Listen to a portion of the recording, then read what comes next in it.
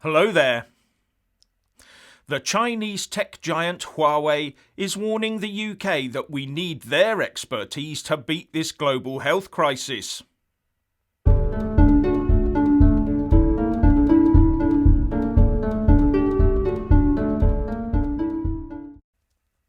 Firstly, as ever, please kick that YouTube algorithm up the jacksie by giving this video a big fat like.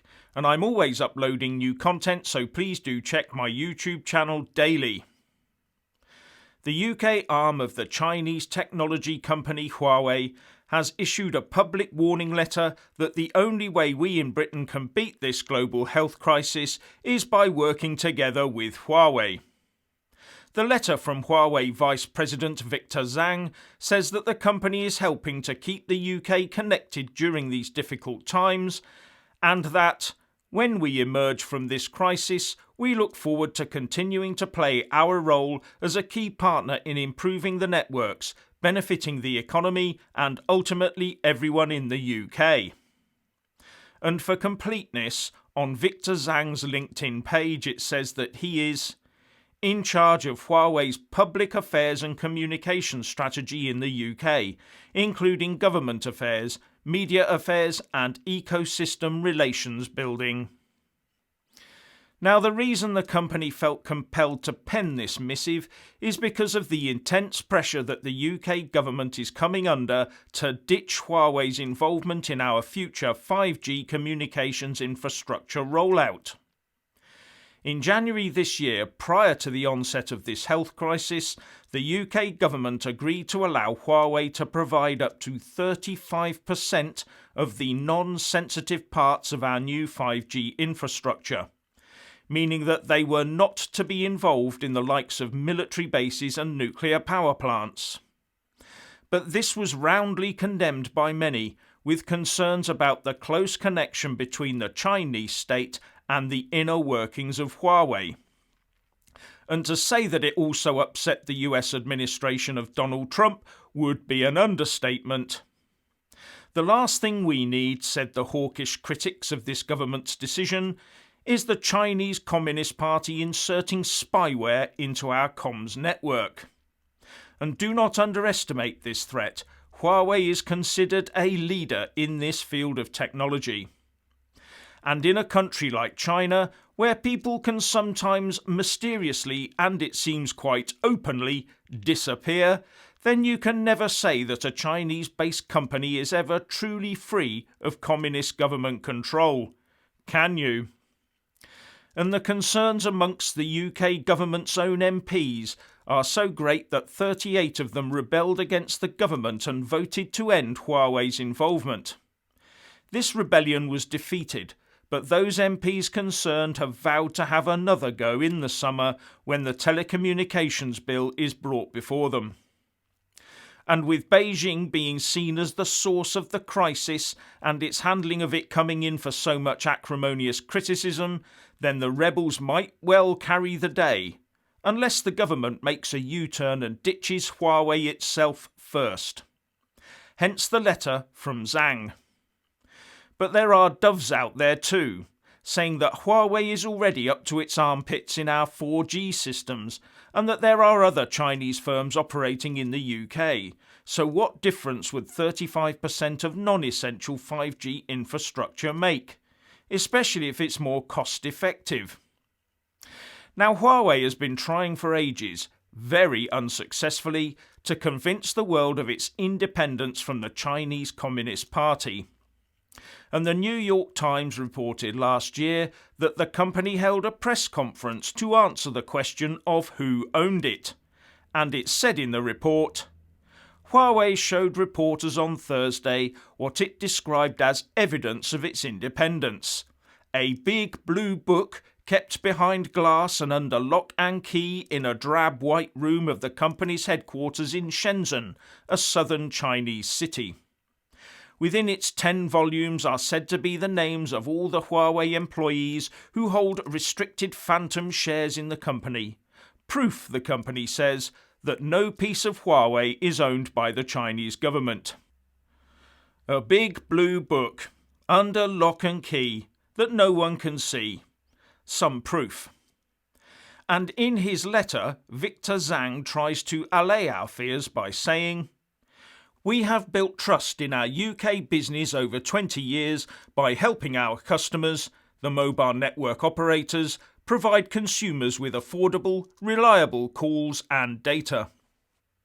Despite this, there has been groundless criticism from some about Huawei's involvement in the UK's 5G rollout, and there are those who choose to continue to attack us without presenting any evidence. Disrupting our involvement in the 5G rollout would do Britain a disservice.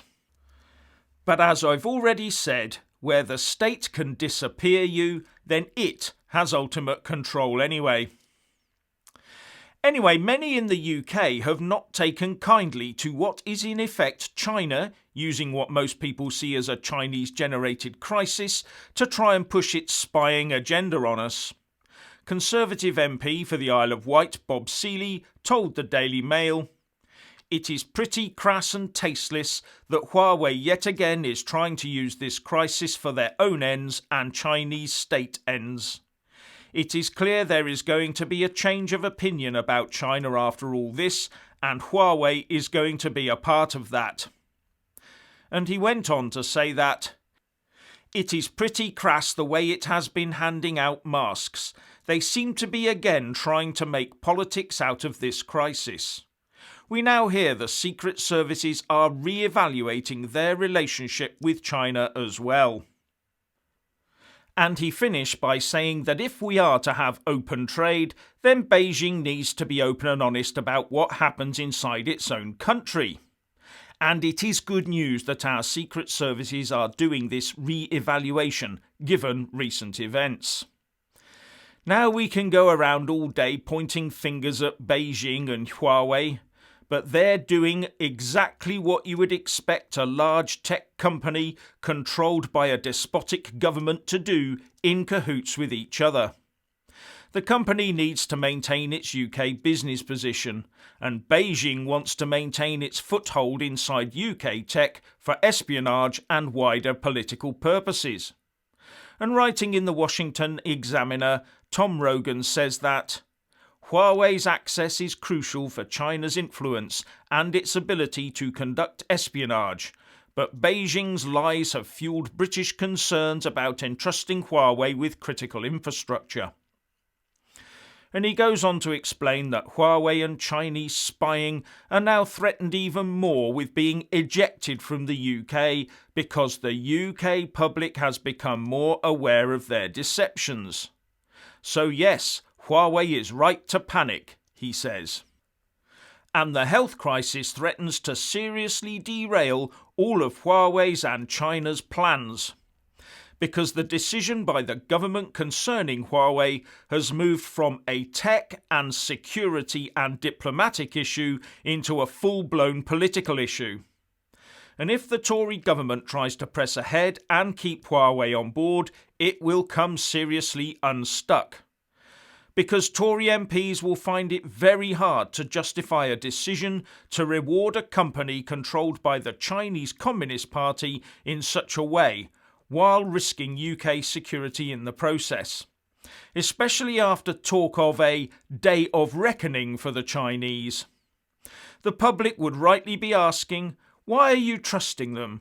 Why are you favouring a company controlled by a state that did not warn the rest of the world of the healthcare tsunami heading its way, and instead took full advantage of the situation? What's going on here, they'd ask. And the mainstream press that already has a major sad on about Boris Johnson's government would definitely be making hay on that one. And no amount of bluster or politicking is gonna make that one fly. All that day of reckoning stuff by cabinet ministers will be revealed as nothing more than sabre-rattling if Huawei gets its contracts fully rubber-stamped by the government and parliament. And the public outcry will yet further dampen this government's reputation, which has already been damaged by its handling of the economy and the NHS during this crisis. So I think there will be a change of heart within government. But it might not be a full rejection of Huawei. Maybe a bit of scaling back for now. But even that would be a back crazy decision.